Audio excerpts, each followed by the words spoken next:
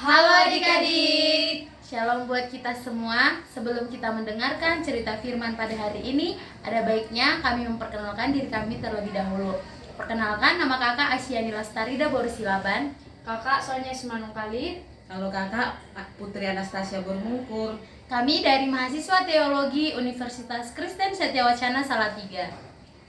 Oke adik-adik, sebelum mendengarkan firman Tuhan, kita satukan hati kita lipat tangan, tutup mata, tundukkan kepala. Mari kita bersatu di dalam doa. Kembali kami mengucapkan syukur kepadamu Tuhan atas cinta kasih dan nafas kehidupan yang masih Tuhan berikan pada kami ya Tuhan, hingga kami pada pagi hari ini masih dalam sukacita. Bapa yang maha baik, sebelum kami mendengarkan firman-Mu Tuhan, kiranya Engkau ketuk pintu hati kami Tuhan, agar kami dapat mendengarkannya dengan baik.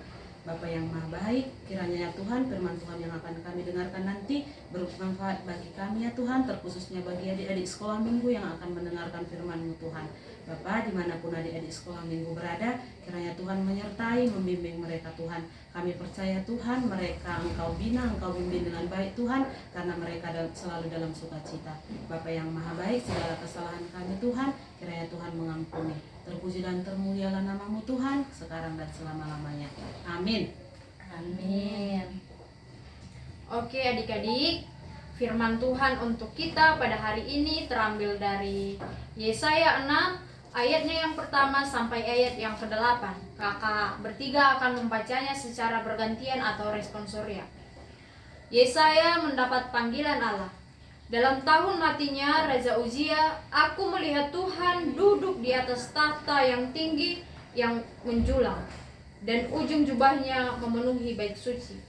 Para serafim berdiri di sebelah atasnya, masing-masing mempunyai 6 sayap. 2 sayap dipakai untuk menutupi muka mereka, 2 sayap dipakai untuk menutupi kaki mereka, dan 2 sayap dipakai untuk melayang-layang. Dan mereka berseru seorang kepada seorang, katanya, Kudus, kudus, kuduslah Tuhan semesta alam, seluruh bumi penuh kemuliaannya. Maka bergoyanglah alas ambang pintu disebabkan suara orang yang berseru itu, dan rumah itu pun penuhlah dengan asap. Lalu kataku, celakalah aku binasa, sebab aku ini seorang yang najis bibir, dan aku tinggal di tengah-tengah bangsa yang najis bibir.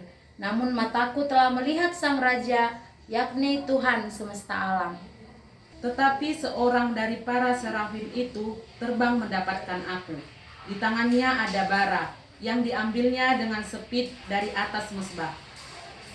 Ia menyentuhkannya kepada mulutku serta berkata, lihat, ini telah menyentuh bibirmu, maka kesalahanmu telah dihapuskan dan dosamu telah diampuni. Oke adik-adik, sekarang kakak akan membacakan ayatnya yang terakhir, yaitu ayat yang ke-8.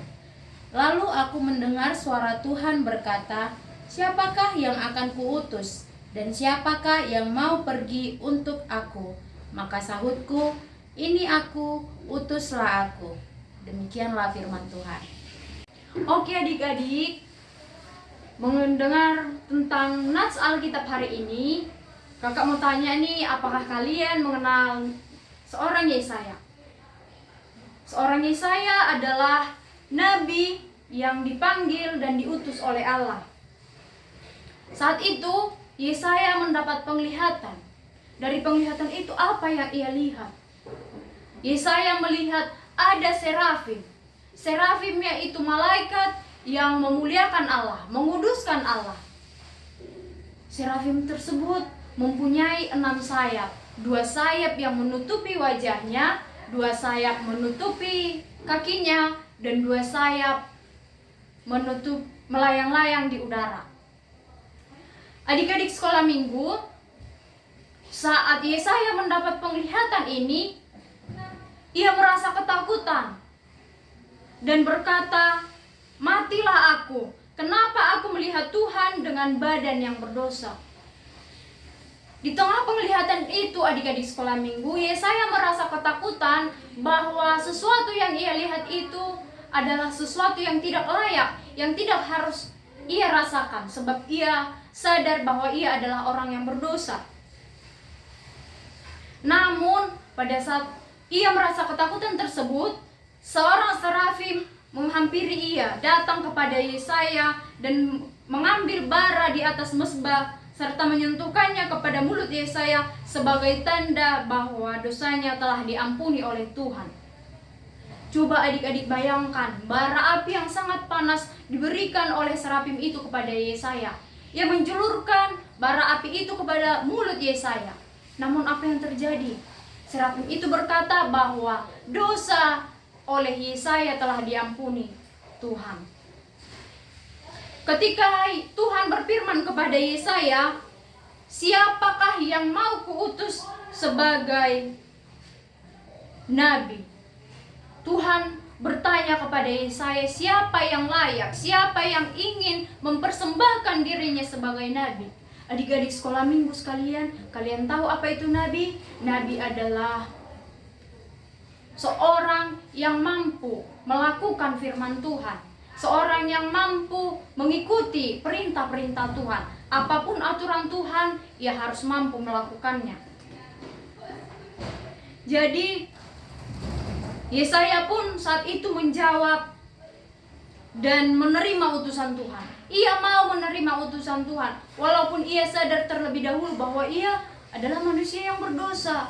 Namun ia dengan senang hati menerima apa yang telah Tuhan berikan kepadanya. Yesaya menjalankan tugas yang diberikan Tuhan. Ia menjalankan apa yang telah diperintahkan oleh Tuhan.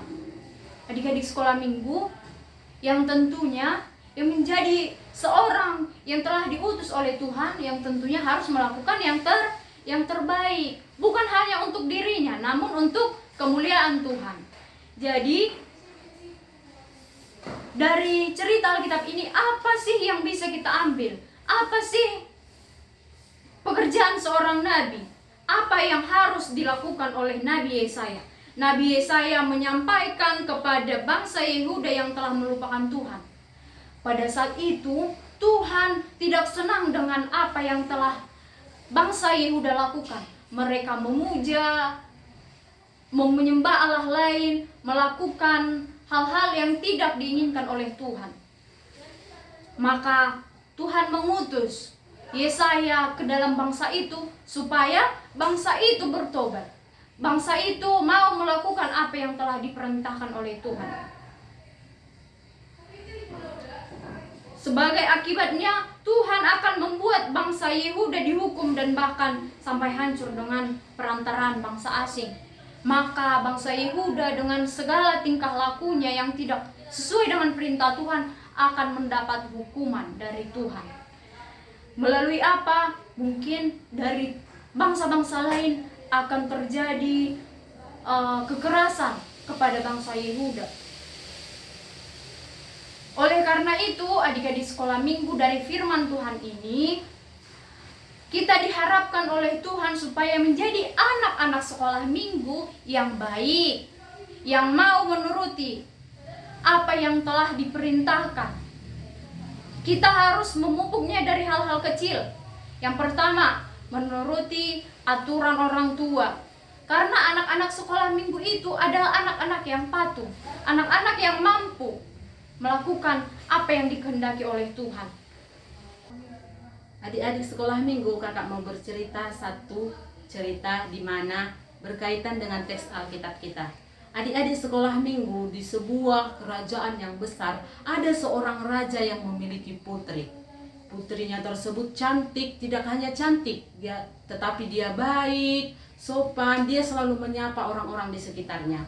Nah, namun di suatu ketika si putri tersebut berkeliling di sekitaran kerajaan.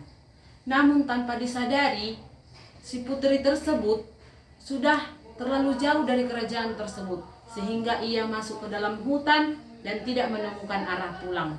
Dia kebingungan, dia terus mencari jalan agar dapat keluar dari hutan tersebut. Namun usahanya sia-sia, dia tidak menemukan jalan keluar dan dia terus berdoa kepada Tuhan. Nah, adik-adik sekolah minggu, tentunya seorang raja tadi merasa takut.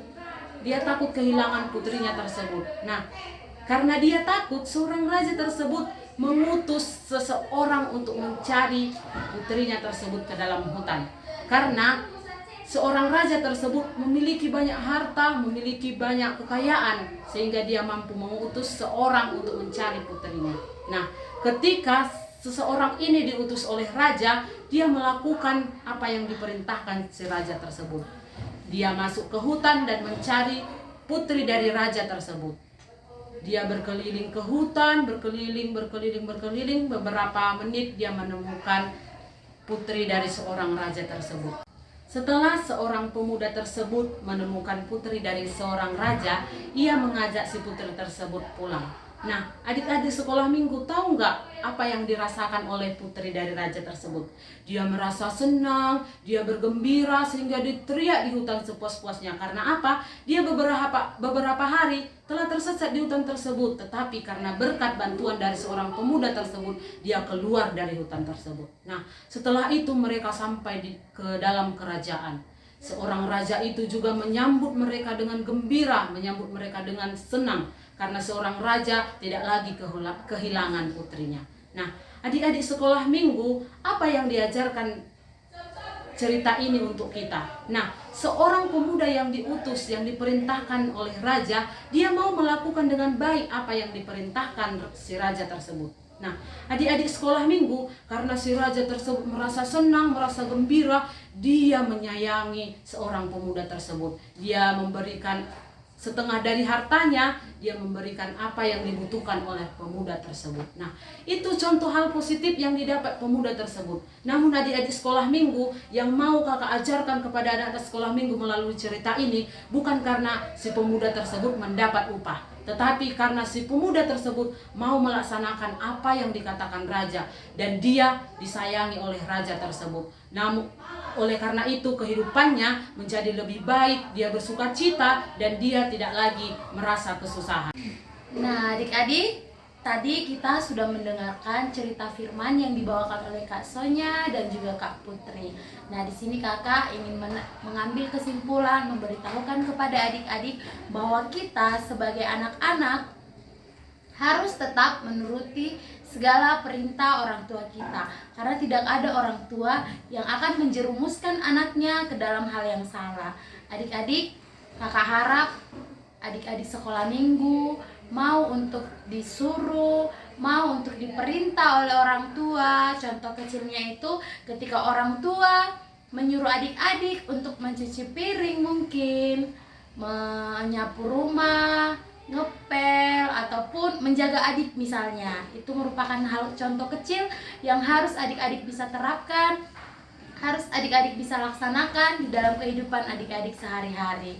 Nah, di sini kakak juga ingin menanya kepada adik-adik, apakah adik-adik tahu titah yang kelima? Nah, di situ kan dikatakan hormatilah ayah dan ibumu supaya lanjut umurmu. Nah, adik-adik, kakak harap adik-adik sekolah minggu yang menonton video ini mau untuk menghormati kedua orang tuanya, menaati segala perintah yang diberikan oleh orang tuanya, dan juga mau untuk disuruh. Karena ketika kita mau diperintah oleh kedua orang tua kita, kita mau disuruh oleh orang tua kita merupakan anak-anak yang taat akan perintah Tuhan. Karena Tuhan yang kita lihat adalah orang tua kita sendiri. Nah, adik-adik, kakak harap adik-adik mau untuk berkomitmen, mau untuk berjanji.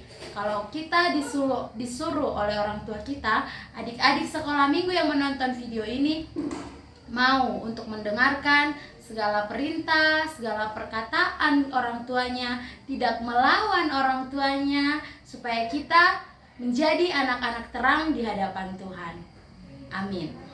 Untuk menutup cerita firman kita pada hari ini, kita bersatu di dalam doa. Lipat tangan, tutup mata, tunduk kepala. Kita berdoa. Kembali kami mengucapkan syukur kepada-Mu ya Tuhan, di mana atas segala penyertaan-Mu, Tuhan senantiasa menyertai kami hingga pada saat ini. Tuhan, kami telah selesai mendengarkan sebagian daripada firman-Mu. Bukalah hati dan pikiran kami, agar apa yang kami dengarkan dapat kami terapkan di dalam kehidupan kami sehari-hari. Anak-anak sekolah minggu mampu untuk menerapkan segala firman yang sudah mereka dengarkan. Tuhan Yesus, kami juga berdoa untuk orang tua kami, berikan mereka kesehatan, panjang umur serta rezeki. Tuhan berkati mereka, jauhkan dari segenap mara dan bahaya. Tuhan Yesus, segala aktivitas kami sepanjang satu hari ini kami serahkan hanya ke dalam tangan pengasihan-Mu. Terpujilah nama-Mu ya Tuhan, hari ini kekal sampai selama-lamanya. Amin. Sampai bertemu di video selanjutnya. Tuhan Yesus memberkati. Shalom.